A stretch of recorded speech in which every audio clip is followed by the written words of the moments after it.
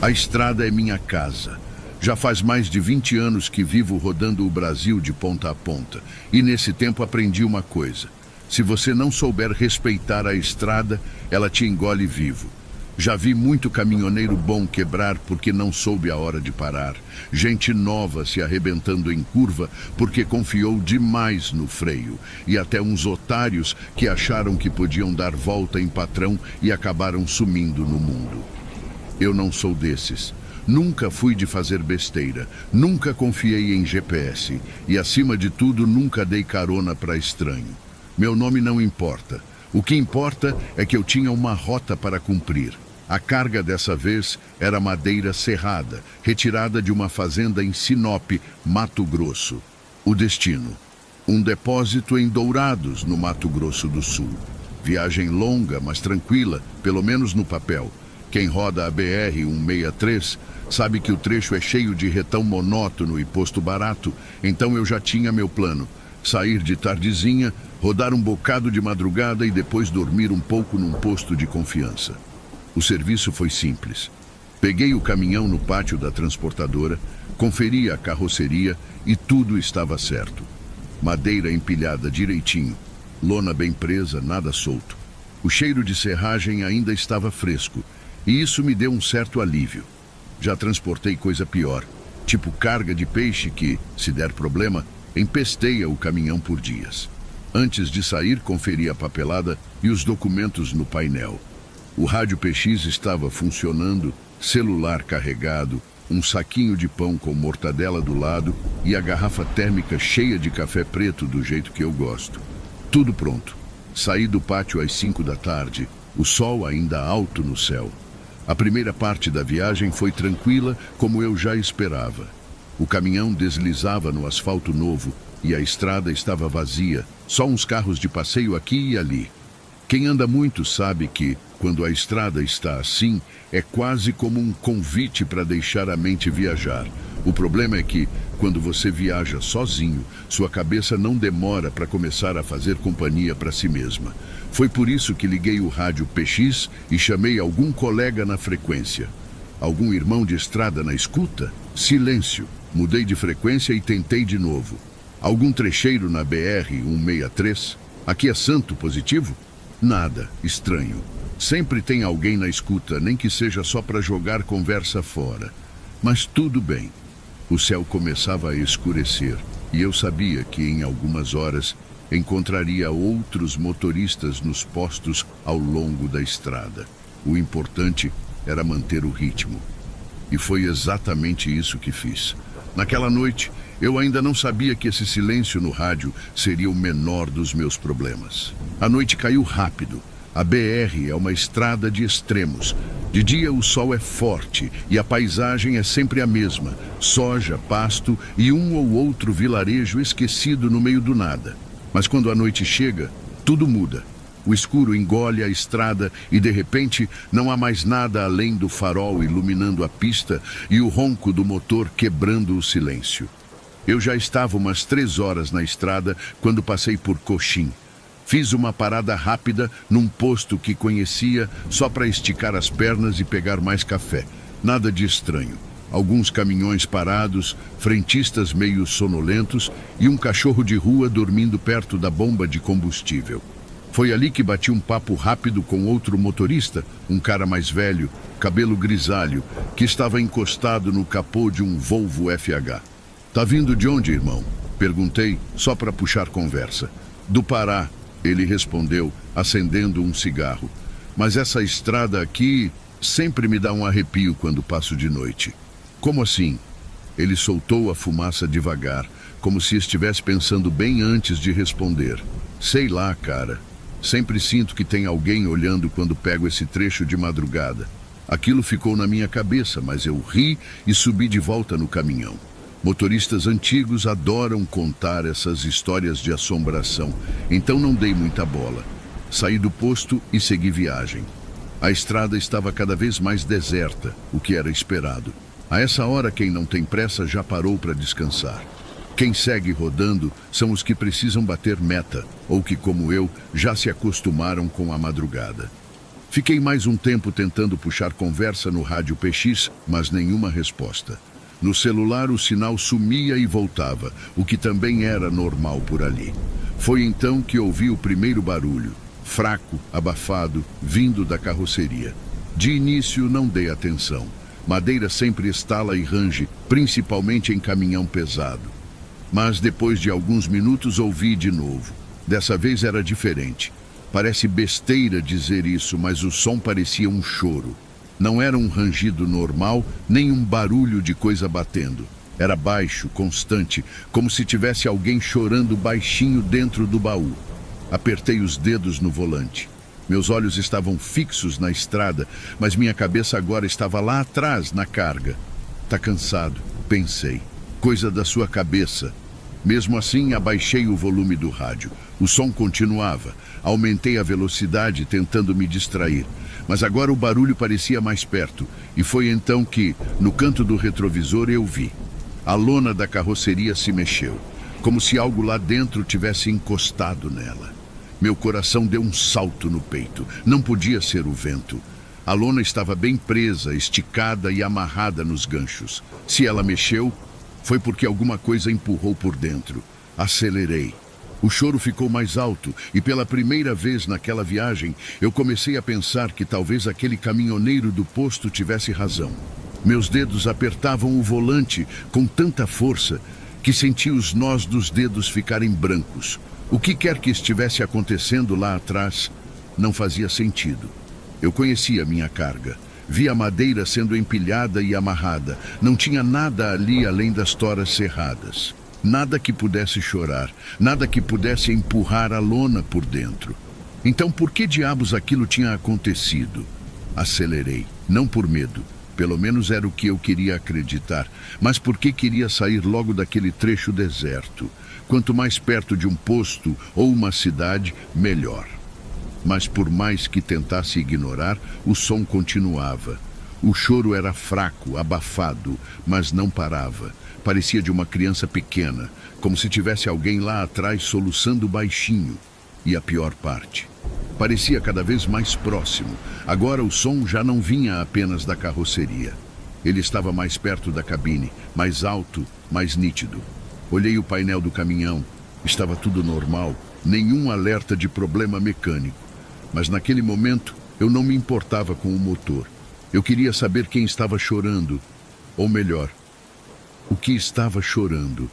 O instinto me dizia para continuar dirigindo, seguir até um lugar movimentado e só então checar a carga. Mas outra parte de mim, talvez a parte mais racional, sabia que não dava para ignorar aquilo para sempre.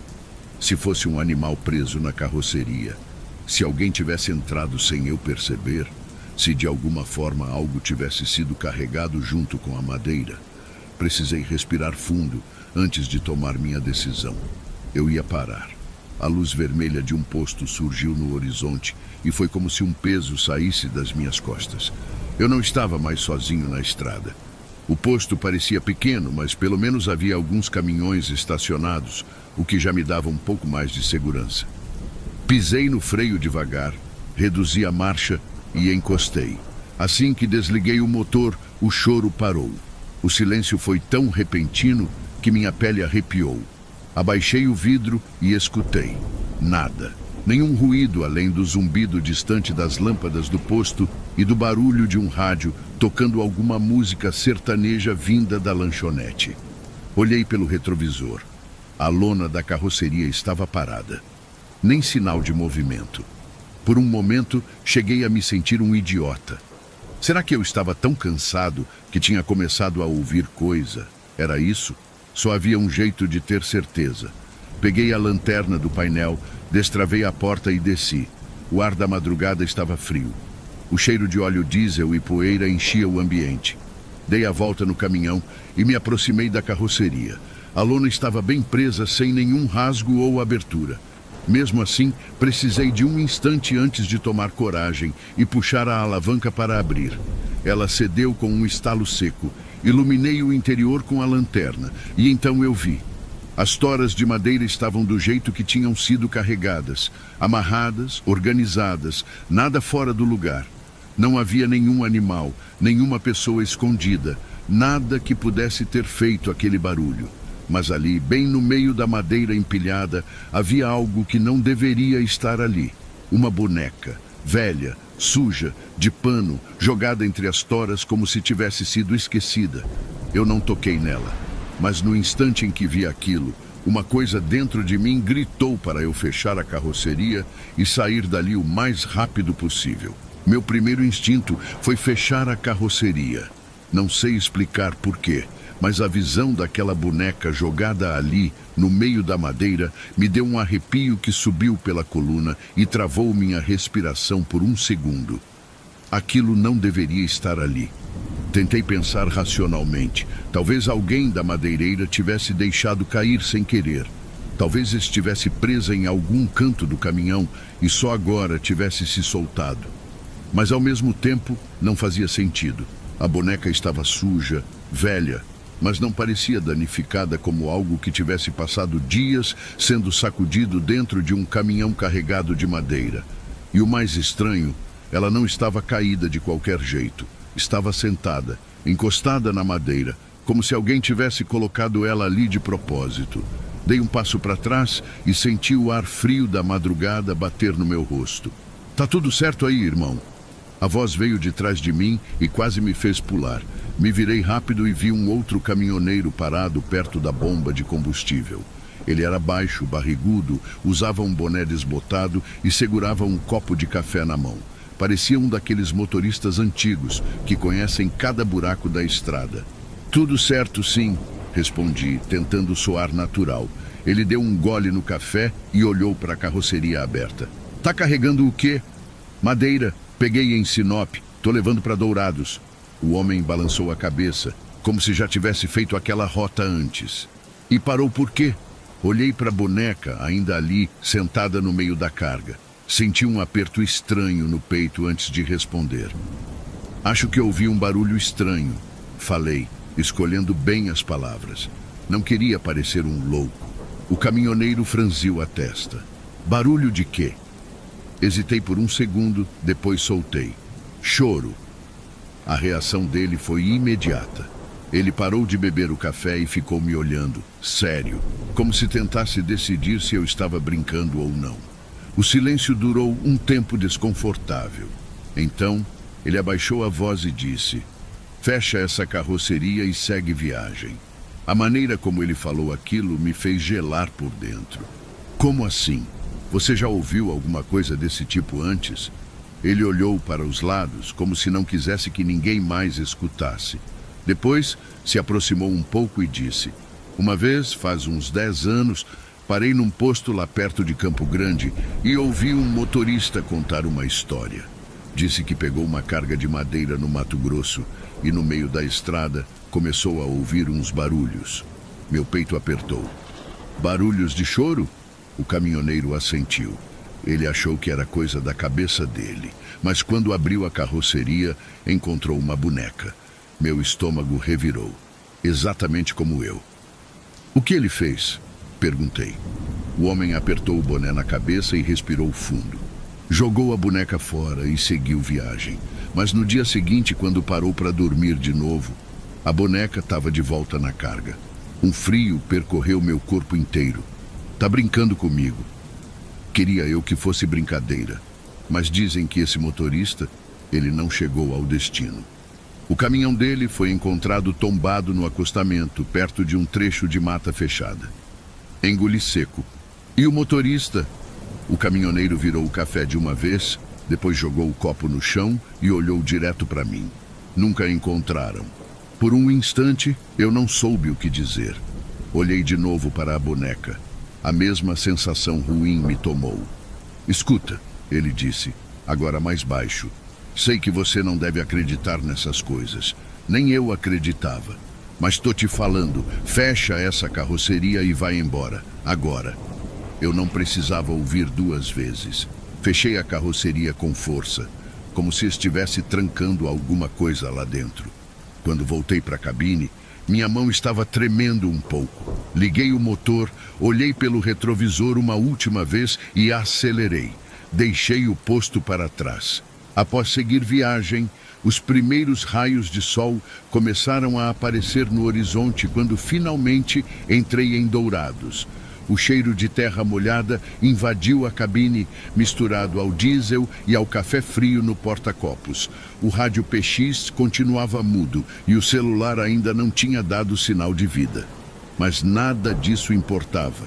Eu só queria entregar aquela carga e ir embora. Depois do que aconteceu no posto, não parei mais, nem para esticar as pernas, nem para abastecer nada. O tempo todo senti que, se eu parasse de novo, algo ia me alcançar. Por isso, quando vi a placa da transportadora ao longe, meu peito aliviou pela primeira vez na viagem inteira. Encostei o caminhão no pátio e desliguei o motor. Fiquei uns segundos parado, respirando fundo, tentando me convencer de que tudo aquilo não passou de paranoia, cansaço, coisa da cabeça. Mas lá no fundo, eu sabia que não era. Ouvi passos se aproximando e vi o encarregado da carga, um homem de meia idade, boné azul e um crachá torto no peito. "Chegou bem, parceiro?" Ele perguntou, anotando algo na prancheta. Minha boca estava seca.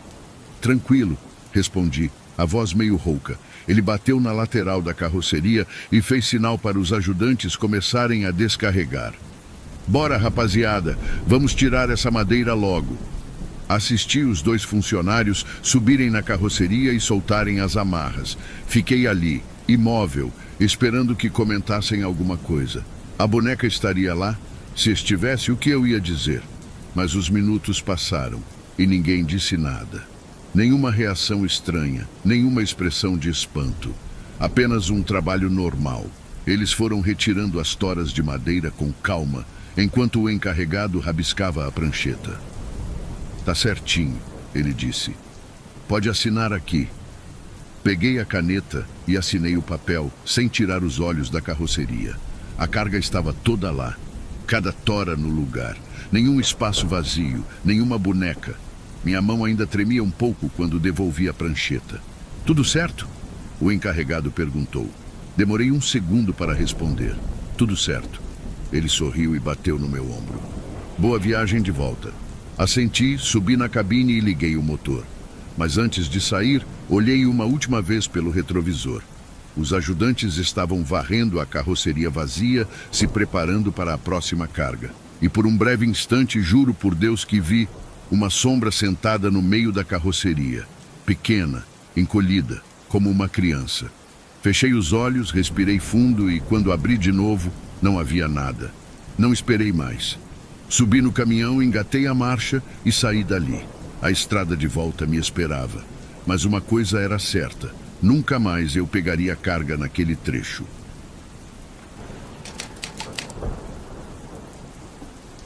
Se tem uma coisa que aprendi nesses anos de estrada, é que o tempo nunca está do nosso lado. Você pode planejar a viagem com precisão, calcular o combustível, prever as paradas, mas sempre tem algo que sai do controle. Pode ser um pneu furado, um bloqueio na estrada, ou, como foi o meu caso, o motor dando problema no pior lugar possível. Naquele dia, eu já estava atrasado. O frete era uma carga de produtos agrícolas saindo do interior da Bahia com destino a Petrolina, no Pernambuco. Viagem curta, coisa de poucas horas, mas a travessia pelo Rio São Francisco sempre podia virar uma loteria. Se desse sorte, pegava a balsa e seguia a viagem sem demora. Se desse azar, bom, ficava preso ali até resolver o problema. E foi exatamente o que aconteceu. Cruzei a pequena estrada de terra que levava até o porto improvisado e encontrei a balsa prestes a partir. Um sujeito magro, com a barba rala e um colete laranja desbotado, veio até mim fazendo sinal para que eu encostasse. "Vai atravessar agora, patrão?" ele perguntou, secando o suor da testa com um pano. "Isso. Tem vaga?" Ele olhou para a embarcação. A balsa era grande, mas já havia uns 3 caminhões e 2 carros lá dentro. Nada que impedisse minha entrada. "Cabe sim, sobe aí." Dirigi devagar até o centro da balsa, ajustando bem a posição para não ocupar espaço dos outros. Desliguei o motor, estiquei os braços e relaxei. Era só esperar atravessar o rio e seguir viagem. Mas foi aí que o destino resolveu me sacanear. Quando a balsa começou a se afastar da margem, girei a chave para ligar o motor e verifiquei os painéis. Foi quando vi a luz de avaria do motor acesa. Fiz uma careta. Não era um bom sinal. Tentei de novo. O motor roncou, tossiu e morreu. Apertei os lábios, tentando manter a calma. Com sorte, podia ser só um mau contato. Mas no fundo, eu sabia que a sorte já tinha me abandonado naquela noite. O barqueiro percebeu minha expressão e se aproximou. Algum problema, chefe? O motor não está pegando. Acho que vou ter que esperar chegar do outro lado para ver isso. Ele coçou o queixo e deu de ombros. Vamos demorar umas 2 horas para atracar. Se precisar de ajuda, tem um rapaz ali que entende um pouco de mecânica. Mas, se não resolver agora, só amanhã. Meu estômago afundou.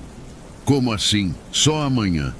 Essa é a última viagem do dia. Depois dessa, só de manhã. Olhei para a margem que ia ficando para trás. O sol já tinha sumido e a noite trazia aquele silêncio estranho dos lugares afastados. O rio era um breu infinito, refletindo as poucas luzes da balsa como se fosse vidro negro. Eu estava preso ali até o dia seguinte. Suspirei. Não tinha o que fazer além de aceitar. Peguei a lanterna do painel, desci do caminhão e fui conversar com o mecânico improvisado. Mas no fundo, uma sensação ruim começou a se instalar dentro de mim.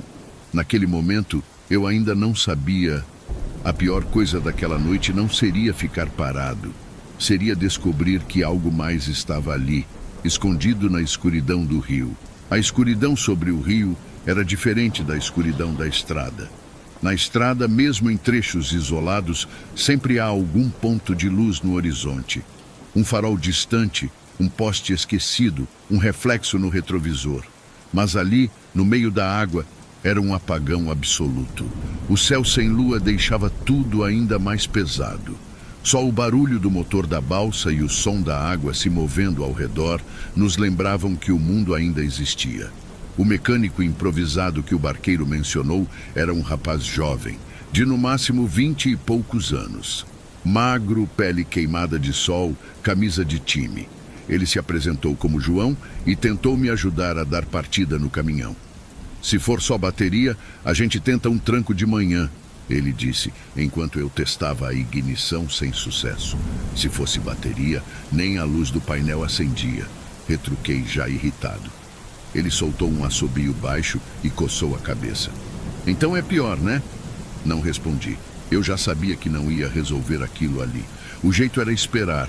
Olhei ao redor. Os outros motoristas já estavam dormindo dentro de seus caminhões, as janelas fechadas.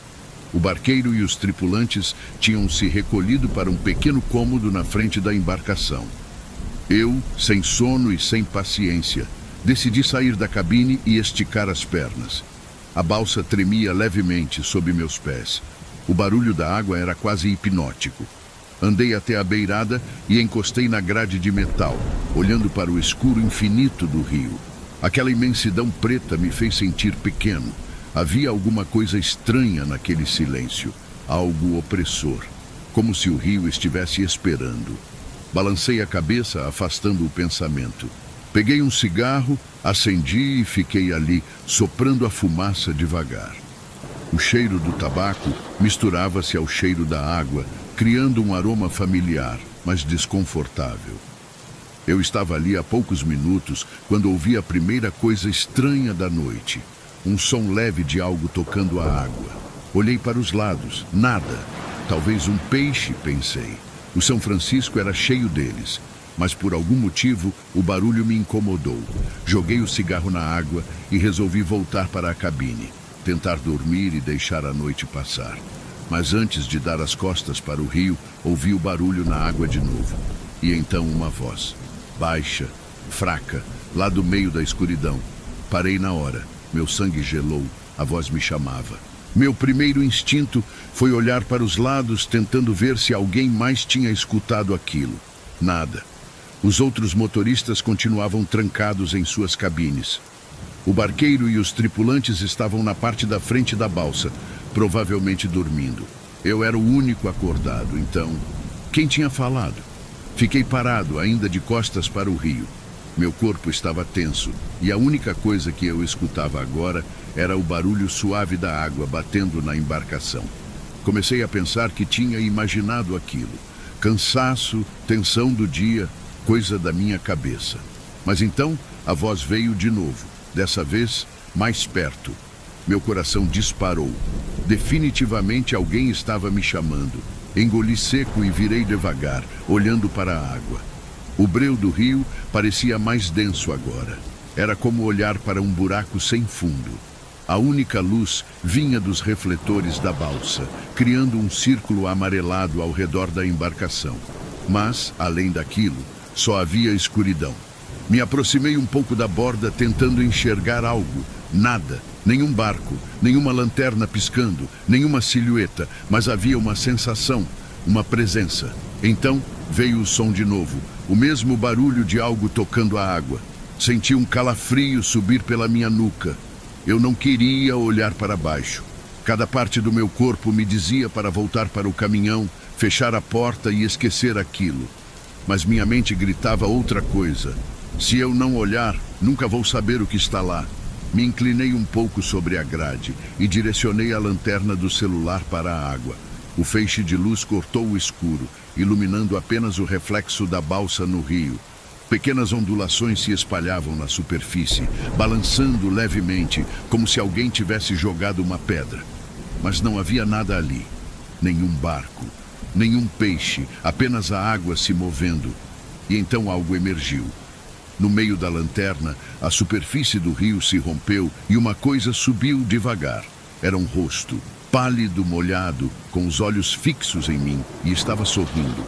O ar sumiu dos meus pulmões. A coisa continuava subindo, revelando aos poucos um pescoço esguio e mãos esqueléticas, que começaram a sair da água como se quisessem se apoiar na borda da balsa. A boca se abriu lentamente e falou meu nome. Minha visão escureceu por um segundo. Eu me afastei num impulso, tropeçando para trás. Minha respiração estava descontrolada. Meu peito subia e descia rápido. Quando olhei de novo, não havia nada. O rio estava calmo. Apenas um círculo de pequenas ondulações onde aquilo tinha aparecido. Eu não estava mais sozinho naquela balsa. Eu não sabia se tinha respirado durante aqueles segundos. Meu corpo estava travado, meus músculos tensos, como se estivessem esperando um comando para reagir. Mas não havia nada que eu pudesse fazer.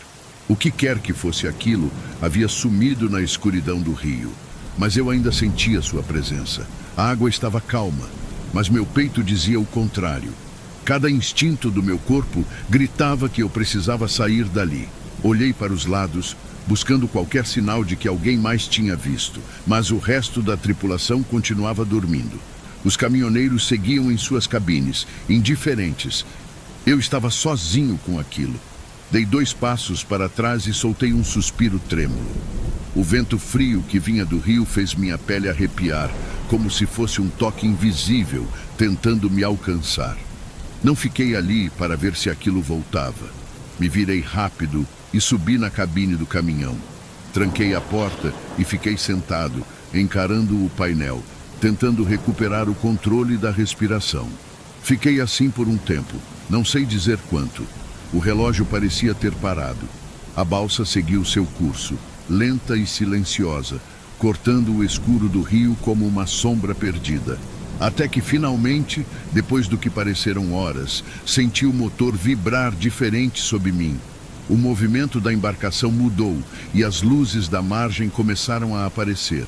Eu nunca tinha ficado tão aliviado em ver terra firme. Assim que atracamos, os caminhoneiros acordaram, os tripulantes começaram a gritar instruções e o barqueiro veio bater na minha porta. "Bora, chefe, desembarque!"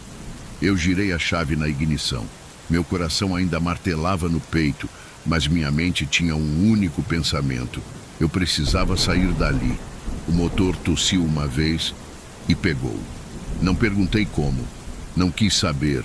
Apenas acelerei e desci da balsa sem olhar para trás. Quando as rodas tocaram o asfalto do outro lado do rio, um peso invisível saiu dos meus ombros. Mas pela primeira vez naquela travessia, eu me senti seguro. e prometi a mim mesmo: nunca mais cruzaria aquele rio de noite.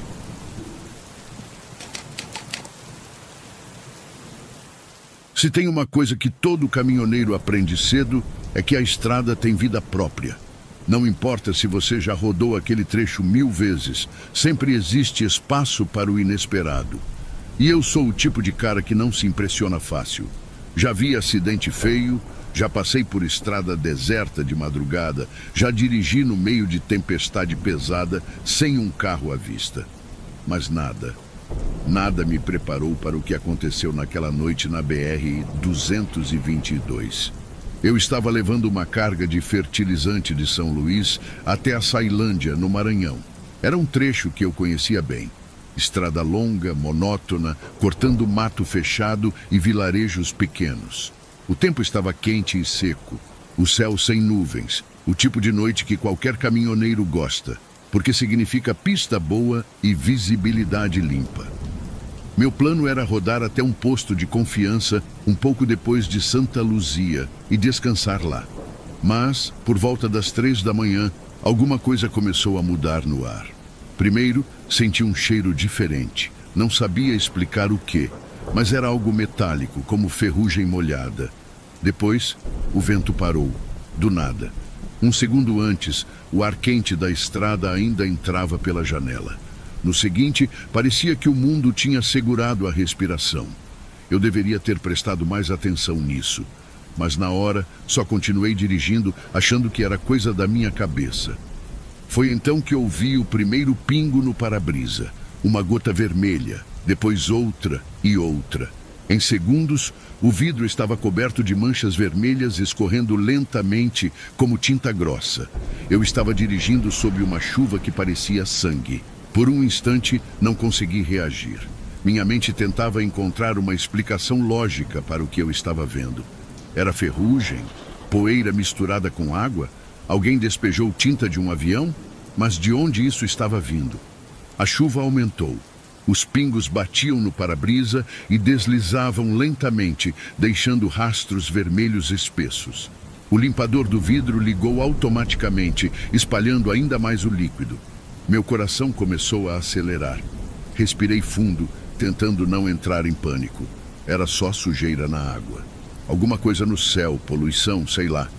Mas quando olhei para a pista, o asfalto também estava vermelho.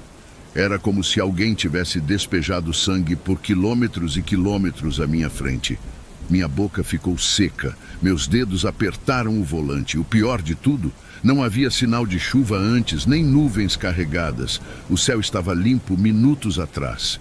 E agora o mundo ao meu redor escorria vermelho. Reduzi a velocidade. Minha mente gritava: para, sai do caminhão, vê isso de perto. Mas meu instinto dizia outra coisa. Continua dirigindo, não para, só sai daqui. Engatei a marcha e segui. Os pneus espirravam aquela água vermelha para os lados, cobrindo os guardrails e os postes na beira da estrada. O cheiro metálico agora era forte o suficiente para eu sentir na garganta. Olhei pelo retrovisor.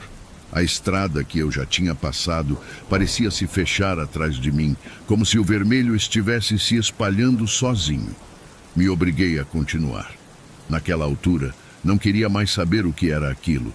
Eu só queria sair dali. O ponteiro do velocímetro marcava 60 km por hora, mas parecia que eu estava indo muito mais rápido. O limpador de para-brisa trabalhava no máximo, espalhando aquela água espessa, e mesmo assim, o vidro nunca ficava completamente limpo. O cheiro metálico ficou mais forte, como se alguém tivesse aberto um tonel de ferrugem bem na minha frente. Me obriguei a manter os olhos na pista, mas a estrada parecia errada.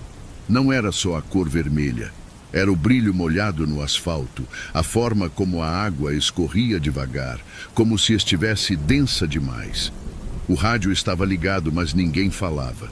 Eu mudei de frequência, tentei chamar alguém. CQ, alguém na escuta? Silêncio. Tentei de novo. Alguém pegou esse trecho da BR-222 agora há pouco? Aqui tá estranho, positivo? Nada. Era impossível que ninguém estivesse na frequência. Sempre tinha alguém na escuta, mesmo de madrugada. mas o rádio parecia morto. A estrada se estendia na minha frente, um tapete vermelho brilhante. E então, lá no fundo, eu vi algo na pista, algo caído. Meu estômago afundou. Parece besteira, mas um caminhoneiro sabe reconhecer um obstáculo a quilômetros de distância. A forma, o tamanho, o jeito como se encaixa no asfalto. E o que eu via ali não era um animal atropelado. Era grande demais para ser um cachorro, pequeno demais para ser um boi. Um corpo. Apertei os dentes e comecei a reduzir. Minhas mãos estavam suadas no volante. Os faróis foram iluminando devagar a coisa caída no meio da pista. Era gente. Alguém estava deitado ali, mas não se mexia. Meu cérebro gritava para eu parar, para ajudar, mas ao mesmo tempo tudo dentro de mim dizia que eu não devia encostar naquilo. Algo estava errado. Dei seta para a direita e joguei o caminhão para o acostamento. Desci rápido, sentindo o vento quente da estrada bater no meu rosto. A chuva tinha parado, do nada, mas a estrada ainda estava molhada, ainda vermelha. Minha bota afundou no chão escorregadio e eu senti o cheiro metálico mais forte do que nunca. Olhei para o corpo e então percebi. Não havia um único ferimento no corpo, nenhuma marca, nenhum sinal de sangue vazando dele. Aquela pessoa não tinha sido atropelada. Fiquei parado por alguns segundos, olhando para o corpo. Algo estava errado, muito errado. A estrada ainda estava molhada e vermelha, mas o sujeito ali no meio não tinha um único ferimento. Não parecia um atropelado. Não parecia alguém que tivesse caído ali. Era como se tivesse sido colocado na pista de propósito. Meu coração batia forte. Meus olhos varreram o acostamento, o mato ao redor, os postes apagados. Se aquela pessoa ainda estivesse viva, precisaria de ajuda. Respirei fundo, engolindo o medo, e me aproximei devagar. Tá me ouvindo? Nada. Ei! Inclinei o corpo para olhar melhor. Era um homem, roupa escura, cabelo curto, pele pálida, não se mexia. Coloquei a mão no ombro dele e dei uma leve sacudida. Frio, gelado. Meus pelos se arrepiaram na mesma hora, mas antes que eu pudesse reagir, os olhos dele se abriram, brancos, vazios, e a boca também se abriu, como se quisesse dizer algo. Mas em vez de som, o que saiu foi um filete de líquido vermelho, escorrendo devagar pelo canto dos lábios, o mesmo vermelho da estrada. Recuei num salto, meu corpo inteiro gritando para eu sair dali. Não esperei para ver mais nada. Corri para o caminhão, subi na cabine e bati a porta. Liguei o motor e joguei o caminhão de volta para a pista sem olhar para trás. A estrada ainda estava vermelha. O asfalto parecia brilhar sob os faróis. Mas eu só queria distância. Dirigi por uns 10, talvez 15 quilômetros, o coração martelando no peito. Quando finalmente vi um posto na beira da estrada, quase dei graças a Deus. Encostei, desci da cabine com as pernas bambas e fui direto para um grupo de caminhoneiros que estavam reunidos perto das bombas de combustível. Vocês pegaram essa chuva na estrada? Eles me olharam sem entender. Que chuva? Um deles perguntou. Minha boca secou. Peguei um temporal uns quilômetros atrás, mas a água estava vermelha. A estrada inteira ficou vermelha. Os caminhoneiros se entreolharam. Não choveu nada aqui. A pista está seca faz horas. Minhas mãos tremeram. Aquilo não fazia sentido. Virei o rosto para a estrada. A pista ali estava completamente normal. O asfalto escuro, seco, sem sinal de umidade. Olhei para os pneus do caminhão. Nem uma gota de vermelho. Mas eu sabia o que tinha visto. Eu sabia o que tinha sentido. E no fundo, eu sabia que alguma coisa tinha ficado naquela estrada. Engoli o café amargo e voltei para o caminhão. Ainda faltavam quilômetros até o destino. Liguei o motor e joguei o caminhão de volta para a estrada. E enquanto a BR-222 se estendia à minha frente, fiz a única coisa que um caminhoneiro pode fazer depois de uma noite como aquela: seguir em frente e esquecer.